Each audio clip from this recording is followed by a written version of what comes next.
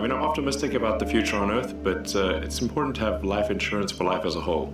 Is it going to be a business kind of tourism in orbit, or is it more a kind of plan B if things on Earth do not develop as well? It's not exactly a plan B. It's more that I think there's two aspects to this. One is that we want to have a future that is inspiring and exciting. And what are the things that you find inspiring and exciting about the future? And I think a future where we are a spacefaring civilization and out there among the stars, I think that's, every kid gets excited about that. You don't even need to teach them. They just get it. It's like instinctive.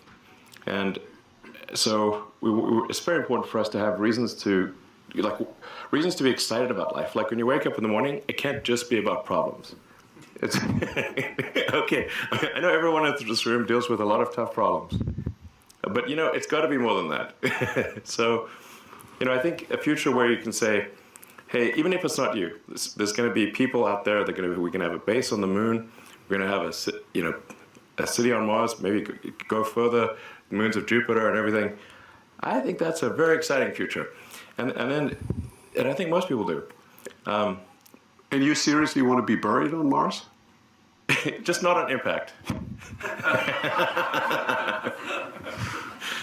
Yeah.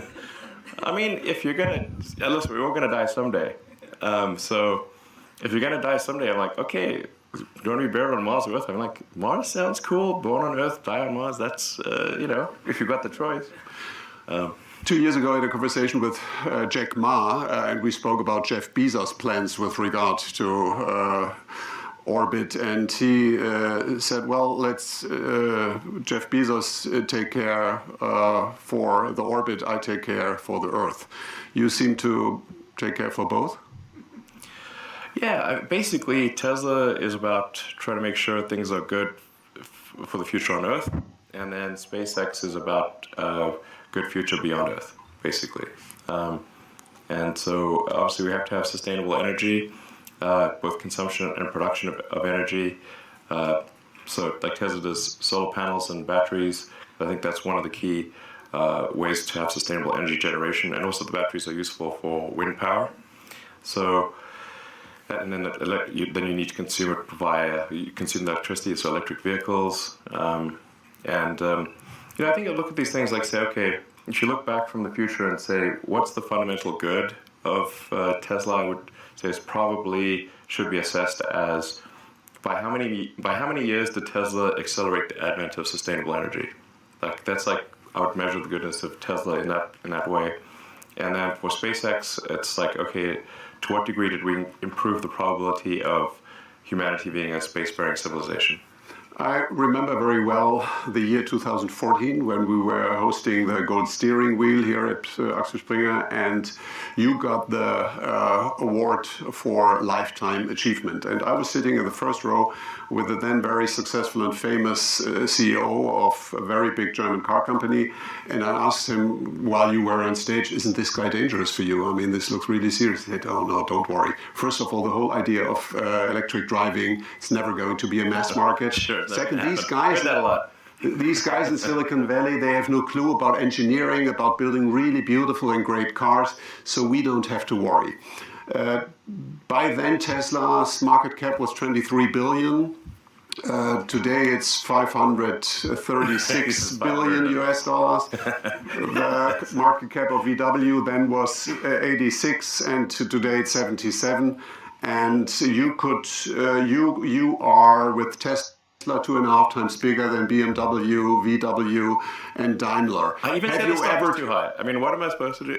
Have you ever considered to buy? The stock is too high a long time, like when it was like at $800 pre-split. And they don't listen to me, but I tell you, and the SEC complained again. I mean, Is it a serious option to buy one of the incumbents, one of the big car companies for you? Well, I think we're definitely not going to launch a hostile takeover. So I suppose if there was But a friendly one. If somebody said, hey, we think it would be a good idea to merge with Tesla, we'd certainly have that conversation. But we don't want to be a hostile takeover sort of situation. Did you feel a lot of complacency these days that the incumbents then let you feel that you are, the kind of hopeless disruptor, but they know how to do it, or were they very polite and nice with you? Do you mean back then or back then? Oh no. Today everybody's super nice. I would not say they were super. No, yeah, they were difficult to characterize. Their response is super nice. They used a lot of adjectives. I don't think any of them were positive. So. Did it? We really tried hard to convince a lot of companies. Honestly, I was in so many panels, but they generally was generally the sentiment that was expressed that you mentioned earlier, that was pretty much universal. Especially back in say 2008 or 2007, like when we first unveiled the Roadster in 2007. It was just basically. They just said, well, you're basically a bunch of fools. Generally they say like, well, starting a car company is crazy. You're going to lose all your money. I was like, I think I probably will lose all my money. I agree. It wasn't like I thought it would be successful. I thought we had maybe a 10% chance of success. So then people would say, it's going to fail and you're going to lose everything. I was like, yeah, probably true. Yeah. What else is new? A couple of years ago, we saw each other in America, and a guy asks you on a panel when autonomous driving will be approved, and you said, I do not care so much when it's going to be approved. I care more when human beings in cars will be forbidden. And then the guy said, well, that's only unrealistic. It's never going to happen in cars. People want to do something actively. And then you said, well, 100 years ago, nobody could imagine elevator without a lift boy. Today, nobody could imagine a lift with a lift boy. Yeah. So when is autonomous driving really going to happen, and when are you able to do it, and when is it going to be approved? Okay, just between us. Yeah, that's a very discreet circle here. Yeah. First of all, I'm not against people driving, to be clear. So I think people will drive cars basically as far into the future as I can imagine. It's just that it's going to be increasingly unusual to drive your own car. And while it's fun to drive, a well-handling car on a winding road in beautiful terrain, of course that's fun. But it's not fun to drive a car in terrible gridlock traffic. Like, going through extreme traffic, that's no fun driving a car. So I think people are unlikely to, most of the time, want to commute or with their and drive themselves. People are typically spending hour and a half a day, maybe 2 hours on average driving. Especially say like California or something like that, it's very common. And some people will actually commute like 3 hours a day. Sometimes it's pretty crazy. So I think if you say fast forward to like 10 years from now, I think 10 years from now, almost all cars will have full autonomy capability.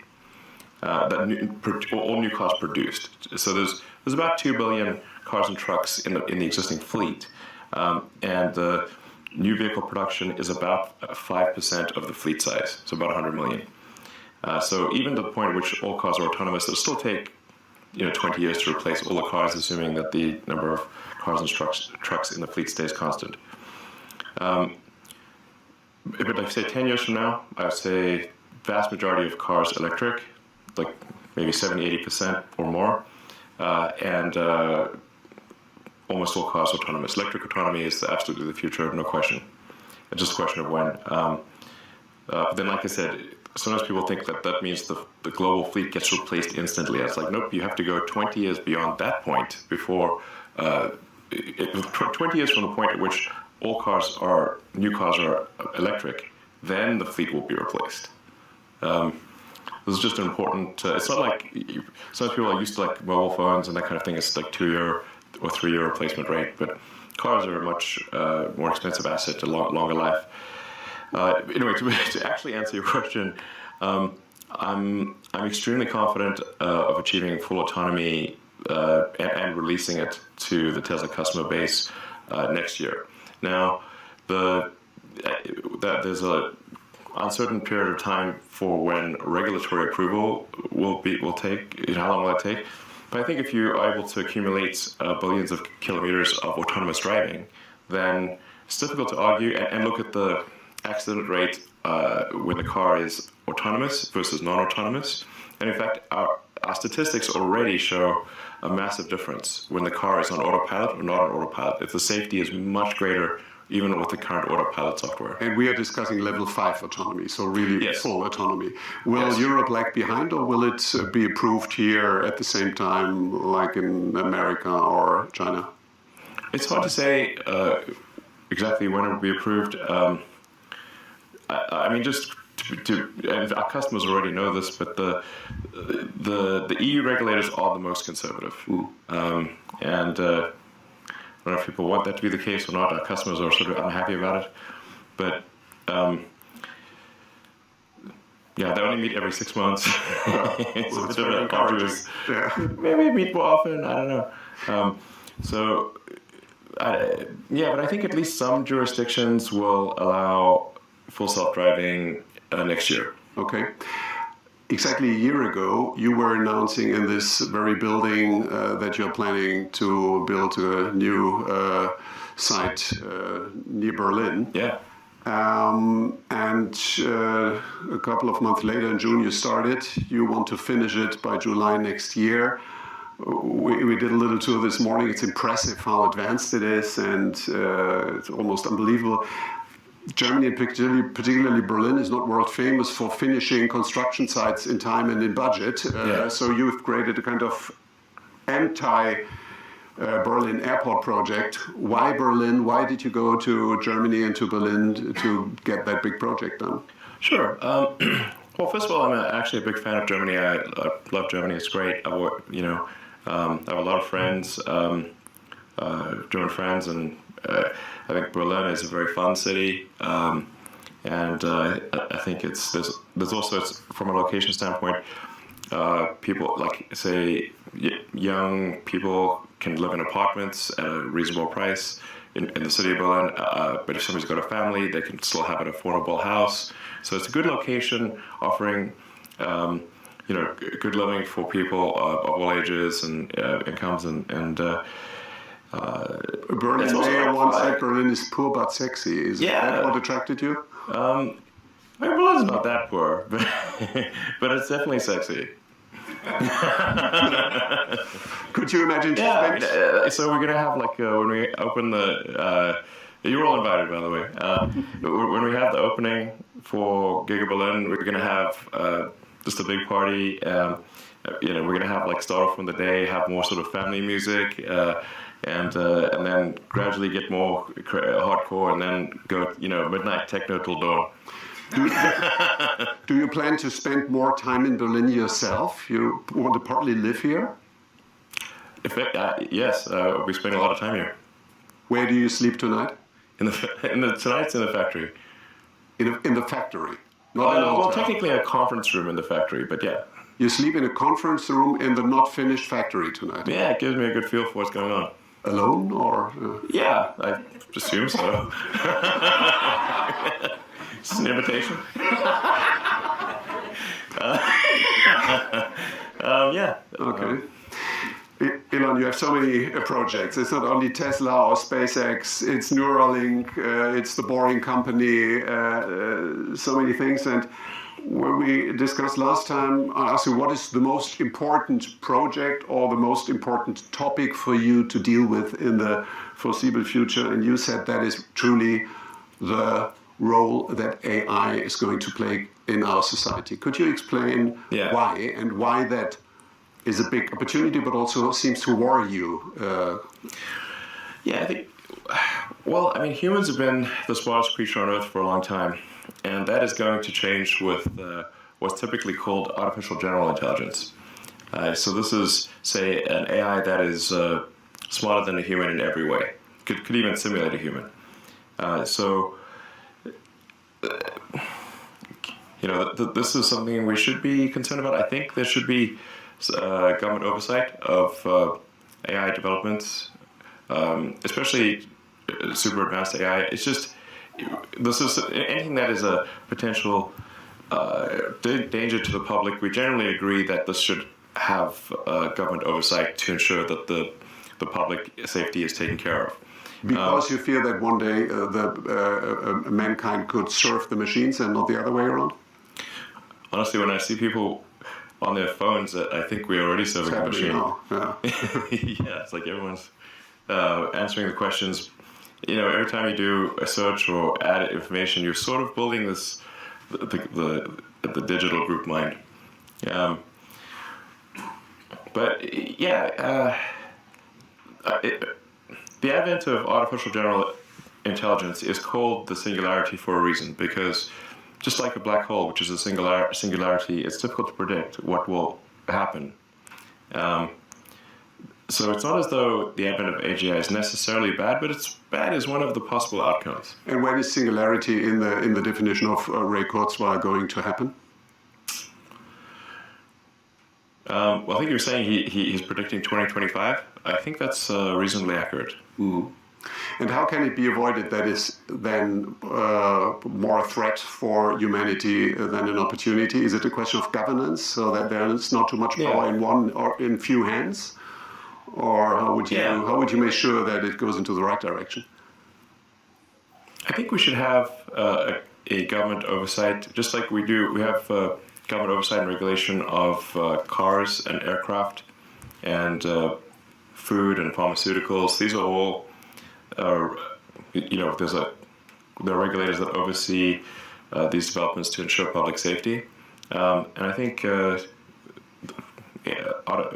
digital superintelligence would also be potentially a public safety risk. And so it should be, I think it's very important for regulators to keep an eye on that.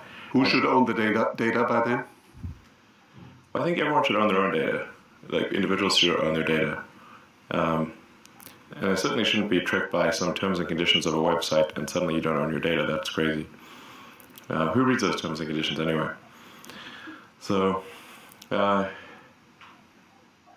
I think it's just, like we wouldn't let people develop a nuclear bomb in the backyard just for the hell of it, That seems crazy. So digital superintelligence, I think, has the potential to be more dangerous than a nuclear bomb. So, we should somebody should be keeping an eye. We can't have the inmates running the asylum here. Which is a global issue, because if we do well, but China has other rules and a different regulatory framework, that is another I don't challenge. I generally, this is one of the rebuttals I get from those developing AI. And Tesla is also developing a form of AI with self-driving, but it's a very narrow form of AI. Just like the car's not going to wake up one day and take over the world. So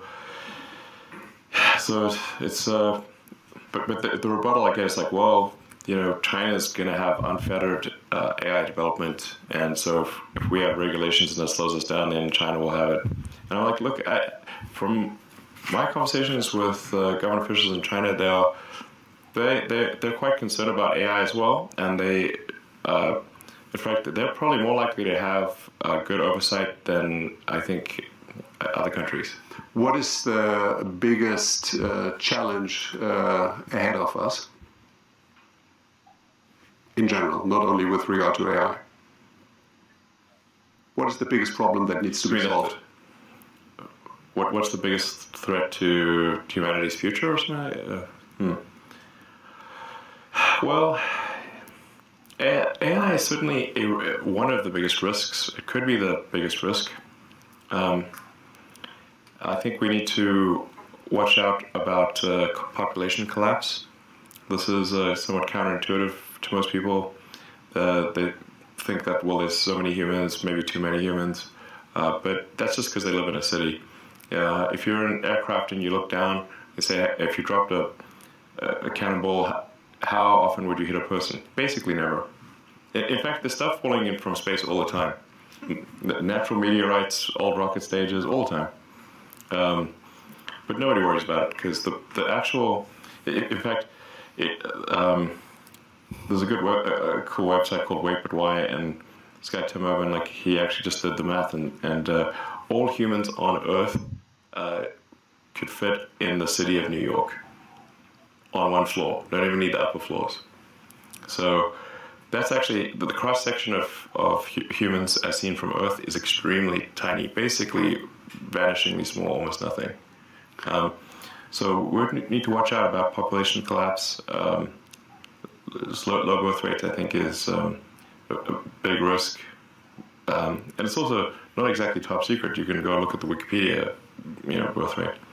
So, and this is actually this is definitely the civilization ends with a whimper, not a bang, because it would be a sad ending, where the average age becomes very high, and really the youth are effectively de facto enslaved to take care of the old people. This is not a good way to end. Do you have any new projects dealing with these topics that you've just addressed? Well, I'm trying to set a good example on the kid front. 6 kids. Yes. For now. How much time do you spend with them? I spend about as much time as they want to spend with me. So, Yeah. I mean, they're not.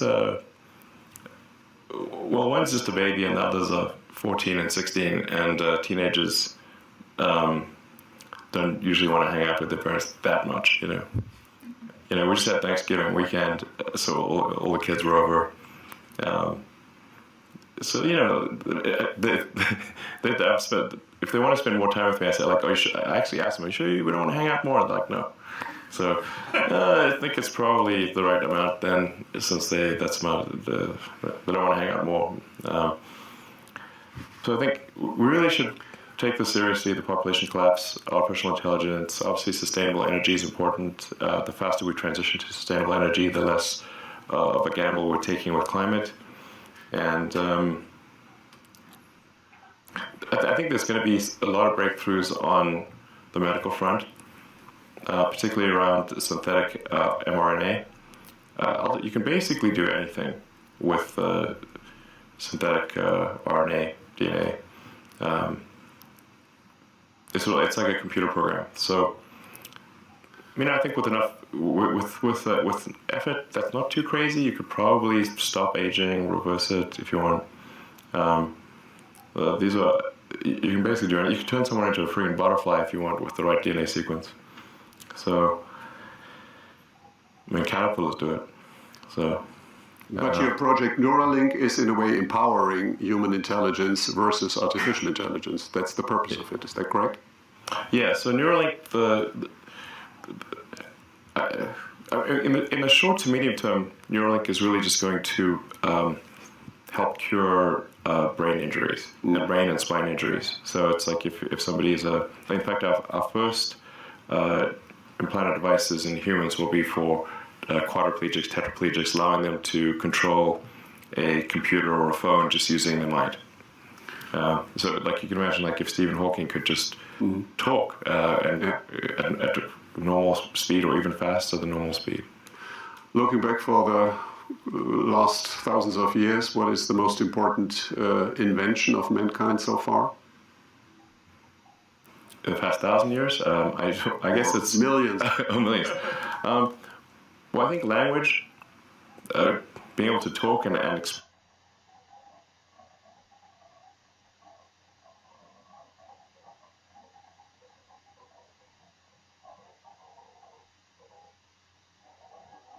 express concepts, and this is probably the biggest invention of humanity's language. It's an answer that we like very much in the publishing house. Absolutely. Writing is exactly just incredible. Writing really made a big difference. That guy Gutenberg, he really knew what he was doing. You have one thing in common with Nikola Tesla, that's a photographic memory. Is that only a gift or sometimes a burden because you memorize too much? I have a photographic memory in some respect. You can filter?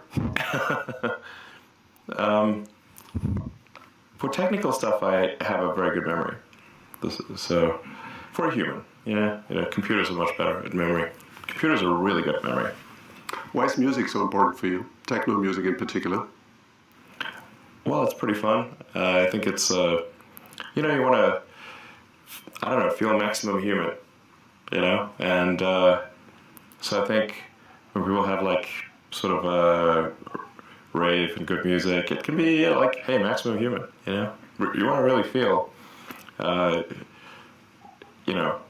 it's like what really gets you to feel, And I think that, having fun with friends and, just crazy dancing is fun. Perhaps your love for techno music is the secret reason why you are building big projects in Berlin. Honestly, it's a significant factor. Okay, Elon, last question. You celebrated your 30th birthday with a masked ball in Venice. 40th birthday, I was told you had a fight with a samurai sword fighter. What is your plan for your 50th birthday next year? Well, so my 40th birthday was in Venice. It was technically a post-apocalyptic masked ball. Because after the apocalypse, how much clothing do you really have? It's not gonna be a little ragged, a little burnt, No plans for the 50th?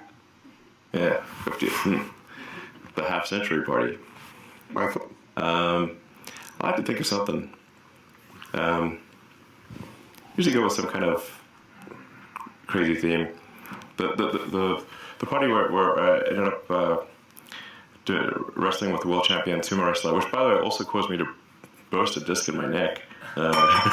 So, 5 minutes of glory for 5 years of pain. That really hurt. So that party was Victorian Japanese steampunk. So that was cool. I have to think of something for the half-century party. We have a little time to think. Hey, being on Earth for a half-century. That's like, hey, I'm still alive. Wow, cool. Okay. One very last question. When I asked you what is the meaning of life during a dinner, 42. You said after a while, well, probably this wonderful French cheese. Could you please explain? Well, I was just saying that you want to take a moment to appreciate things in life and the sensations. Food's incredible, and there's just so many good things that you can experience. Some of them cost nothing, really. Have a walk in nature or just a nice meal, and it's like, wow, that's pretty great, And we should take a moment to appreciate these little things, the big things, the things that move your heart. I think that's probably the meaning of life, as close a definition as I